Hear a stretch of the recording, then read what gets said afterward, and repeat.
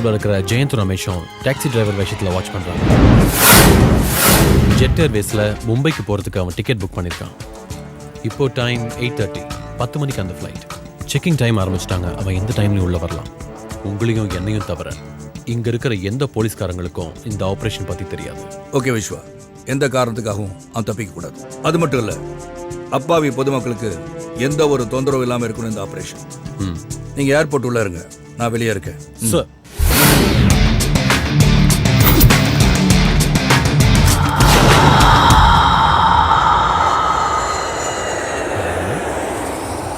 இங்கே தான் இருக்கான்னு சொன்னால் எங்கே போயிருப்பான்? கூட்டம் வேறு ஹெவியா இருக்கு. ஹலோ, கொஞ்சம் தள்ளுங்க. என் ஃப்ரெண்டுங்க அங்க இருக்கானுங்க, அங்க போகணும் நானு. இந்த பக்கமா தானே வரேன்னு சொன்னேன். எத்தனை வாட்டி சொல்லியிருக்கேன், கல்ஃப்ல இருந்து வரவங்க இந்த வழியா தான் வரணும். நான் எத்தனை முறை இந்த இடத்துக்கு வந்திருக்கேன். இல்ல ஏதாவது மாத்திருப்பாங்களோன்னு. என்ன? இல்ல வர வழிய ஃப்ளைட்டோட டைமிங் அடிக்கடி மாத்துறாங்கல்ல, அந்த மாதிரி வழியும் மாத்திருப்பாங்களோன்னு. காமெடி பண்ணாதடா. கிளம்பிட்டாயா கேமராமேனு? ஊருட்ட மாதிரி தான். இது யாரா வர்றது? இவங்க தான் ஏர் ஹோஸ்டஸ். பார்த்தா ஏர் ஹோஸ்டஸ் மாதிரி இருக்கு. சுமாரா ஃளைட்ல வரவங்க இவ்வளவு பார்த்தா பேதி ஆயிருவாங்கடா. துபாயில இருந்து புறப்பட்ட ஏர்லைன்ஸ் விமானம் சற்று முன் வாடா, ஃளைட் வந்துருச்சு. அதுக்கு நீ எங்கடா போற? ஏய், அதான் ஃளைட் வந்துருச்சுல. ஐயோ கடவுளே, அவன் செக் அவுட் எல்லாம் முடிச்சு பேக்கை கொண்டு வரதுக்கு ரொம்ப லேட் ஆகும். நீ அந்த கண்ணாடி வழியா பாத்துட்டு அவன் வருவான். அழாதீங்க. டேய், உனக்கு அறிவில்ல? பப்ளிக்ல போய் அந்த பொண்ணு போட்டோ எடுத்துட்டு இருக்க. அந்த ஆளு எதுக்கு அழுகுறான்? அவன் இந்த பொண்ணோட பக்கத்து வீட்டுக்காரன். இவளோட புருஷன் இப்ப துபாயில இருந்து வந்துட்டு இருக்கான். அதான் அந்த ஆள் வரத்துக்கே இந்த ஆள் அழுகுறான். அடே களிமண் தலையா, பக்கத்து வீட்டுக்காரனா புரிஞ்சுக்க வேணாமா? உனக்கெல்லாம் கல்யாணம் ஆகி என்னத்த பண்ணி. சார், அவன் ஒயிட் கலர் ஸ்கார்பியோல வந்துட்டு இருக்கான் sir. Okay Vishwa, get ready.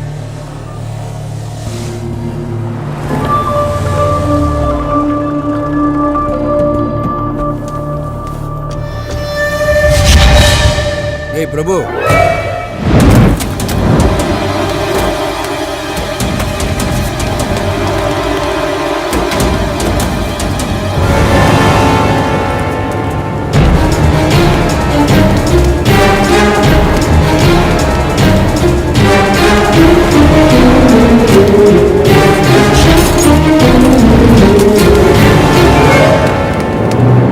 Hari வராடா.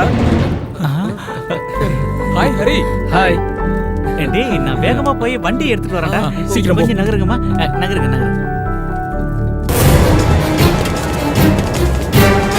ஹாய்டா. சீக்கிரம் வாடா.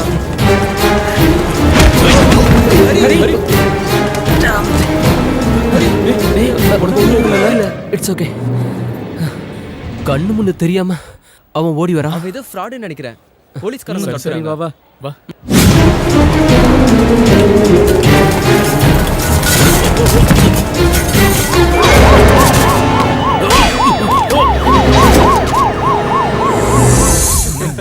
என்னடா ஃபயர் ஆயிட்ட?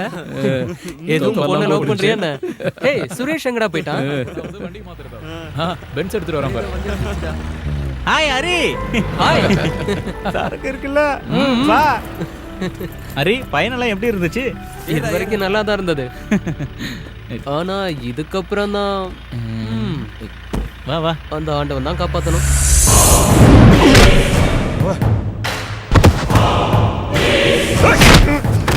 உன்னோட பரதேசிகளா, யாரு கையில மாட்டக்கூடாதுன்னு அவனை பாதுகாத்து வச்சிருந்தோம், அவன் கையிலே பிடிச்சு கொண்டு போய் கொடுத்து வந்திருக்கீங்களா? தடிமாடுங்களா, என் கண்ணு முன்னாடி எவ்வளவு நிக்காதீங்க, போங்கடா. அண்ணாச்சே, அவனுக்கு ஒன்றும் ஆகாது சாஜி, நான் கமிஷனர்கிட்டயே பேசிட்டேன். இல்ல அண்ணாச்சி, அந்த இன்ஸ்பெக்டர் சும்மா இருக்க மாட்டான். அவனுக்கு என் மேல இருக்க கோவத்தை என் தம்பி மேல காமிச்சிருப்பா. அவனுக்கு ஏதாவது ஒண்ணு ஆச்சு, நீ ஒன்றும் டென்ஷன் ஆகாத, நான் கமிஷனர்கிட்ட இன்னொரு தடவை பேசுகிறேன்.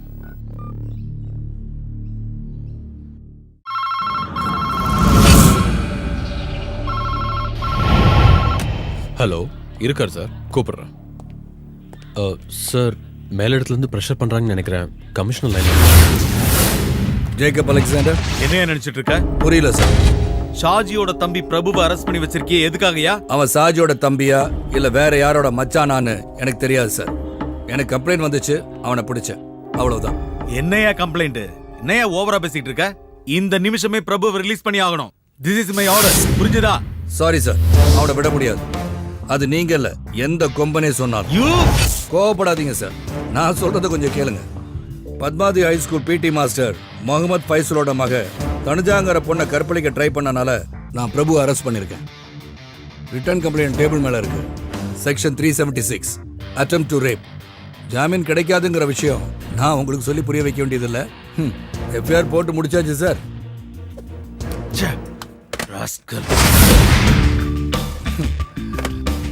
ஏய் பிரபு, உன்னை காப்பாற்ற உங்க அண்ணனும் இன்னும் இருக்கிற ஒரு சொந்தக்காரங்களும் ப்ரெஷர் பண்றாங்க. பட் இன்னும் கொஞ்ச காலத்துக்கு நீ சூரிய உதயத்தை பார்க்க முடியாது சார்.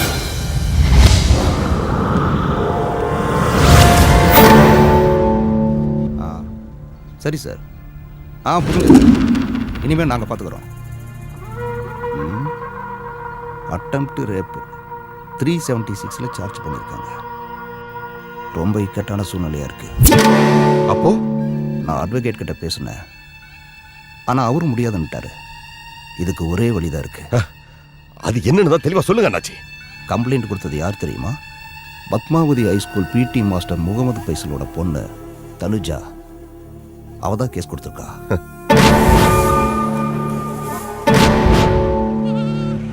பிரேக் யாரோ கண்டுபிடிச்சாங்க வண்டி.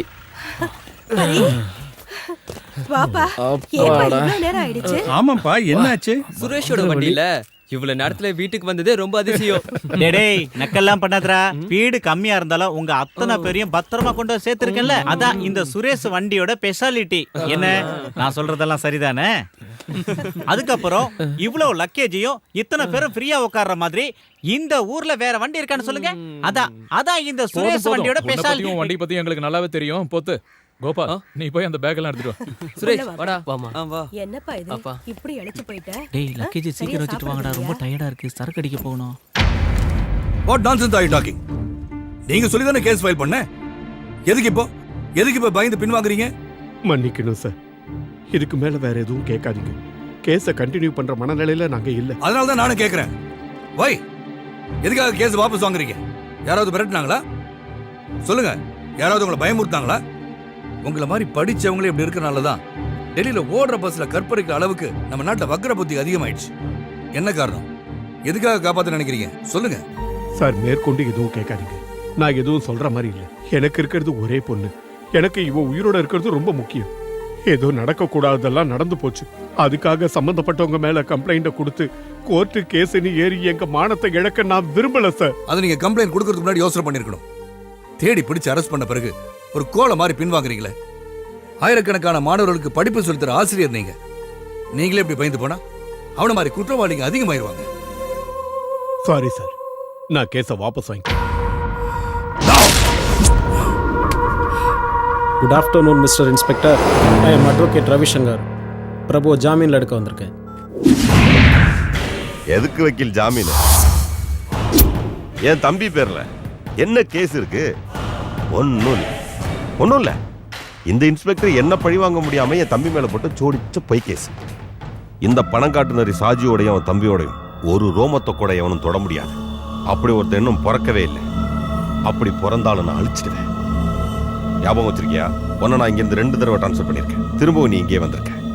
இன்னொரு தடவை நீங்க வந்தேன்னா இருக்கு நான் பொறுப்பேன். என் தம்பியை உள்ள வச்சு நீ பூட்டிட்ட. அந்த பூட்டை எப்படி உடைச்ச பாத்தியா? இது மாதிரி எல்லாத்தையும் மொத்தமா அழிச்சு. நீ என்கிட்ட விளையாடாத. நீ பல பேரை பார்த்தவன் தான். அந்த கூட்டத்தில் என்ன சேர்த்துறாத. மதம் பிடிச்ச காத்தியானறான். நசுக்க தொடங்கினா எல்லாத்தையும் நசுக்கிடுவேன். எல்லாத்தையும்.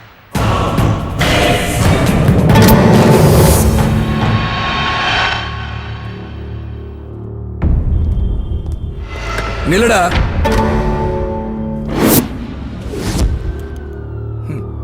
நீ அப்படியே போயிட்டா விஸ்வா, அந்த நாயை வெளியே விடு. சரிங்க சார். என் ஸ்டேஷனுக்குள்ள வந்து உன் இஷ்டத்துக்கு பேசிட்டு போயிட்டா காக்கி சட்டை போட்டு நான் இதுக்கு இங்க இருக்கேன். இதுக்கா இப்ப நீங்க வந்து ஒரு ஷோ காட்டினிய. பெரிய பெரிய அரசியல்வாதிகளும் என்னோட மூத்த அதிகாரிகள் சிலரும் உன் பாக்கெட்ல இருக்காங்கன்ற திமிர்ல பேசுற பேச்சு இதோ இந்த மொபைல் போன்ல இருக்கு. உன் வண்டவாளெல்லாம். இது ஒண்ணு போதும் உன்னை 3 மாசம் உள்ள வைக்கிறதுக்கு. போலீஸ் ஸ்டேஷன்ல அத்துமீறி நுழைஞ்சது செக்ஷன் 447. என் கடமையை செய்ய விடாம தடுத்தது செக்ஷன் 353. நீ உள்ள இருக்க வேண்டிய ஆளுடா. வேறன்னு சொன்ன? நீ மதம் பிடிச்ச காட்டு யானையா? ஏடா பரதேசி பயல, மதம் பிடிச்ச யானைய மயக்க வச்சு போட்டு அடக்குற வெட்டரி டாக்டர் தான் நீ பார்த்திருப்ப. ஆனா மதம் பிடிச்ச காட்டு யானைய நேருக்கு நேர் நெஞ்ச நிமித்தி நின்னு நெத்தியில மோதி அடக்குன வேட்டக்காரனை நீ பார்த்தது இல்லையே? அதான் ஜேக்கப் அலெக்சாண்டர். இவர் இங்க இருக்க அப்பாவிங்க மன உனக்கு பயப்படலாம். இந்த பூச்சாண்டி வேலையெல்லாம் என்கிட்ட பலிக்காது.